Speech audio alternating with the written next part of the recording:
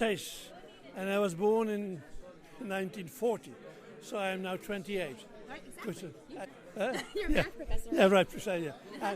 And what I call home is Amsterdam, the center of the world, as I like to think of this city.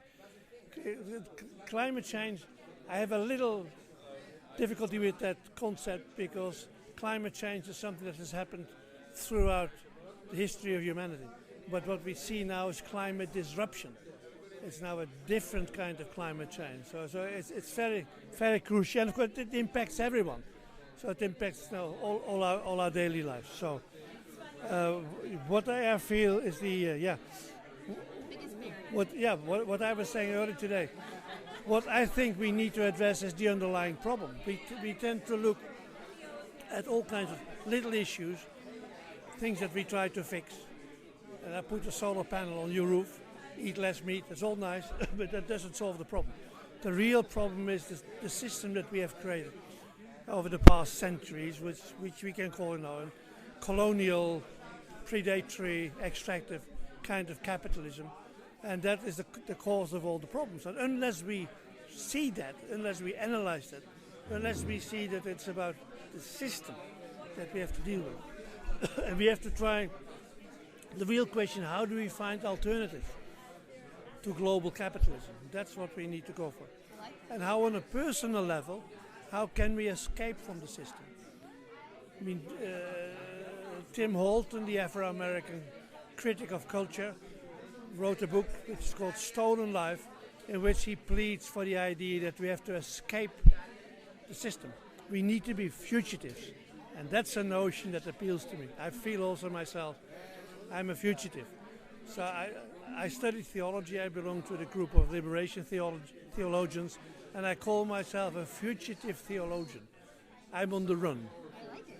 I'm on the run. I try to escape the system. You're beating the path for the rest of us to follow.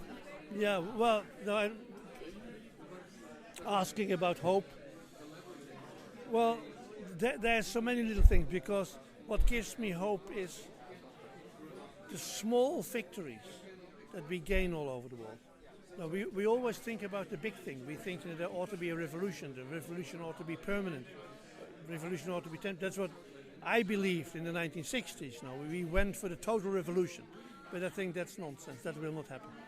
But we need to appreciate the small changes that happen all over the world, the small movements, the individuals that make a difference, groups that make a difference. And that's very hopeful. And for me, as also a musician, as a jazz musician, what is hopeful is as long as we can play music. And music is also, the factor fun was mentioned. I call jazz always fun, but serious fun. So as long as I can play that music with others, and as long as I can make kids play music, and kids understand that playing music together means cooperating, understanding each other, listening to each other, I think I get a lot of hope out of that. And is that what you do to bring your hope alive? Play music? Or? Yes, particularly music, particularly inspiring young kids to play music. I do a lot of projects with schools in Amsterdam, basic schools, where we go with a jazz band and where we let the kids see how wonderful that music is, because it swings, it invites you to dance, it invites you to move, it invites you to sing, and it invites you to be together and get a very good mood, because the important thing is, medically speaking, jazz releases oxytocin in your brain, which is the hugging hormone that makes you well disposed to other people. So I believe if we could,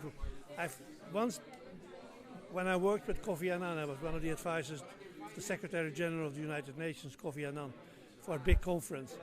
And I said to him we should do a project, a global project of young kids from whatever culture, from whatever faith, from whatever religion, from whatever language, to play jazz together.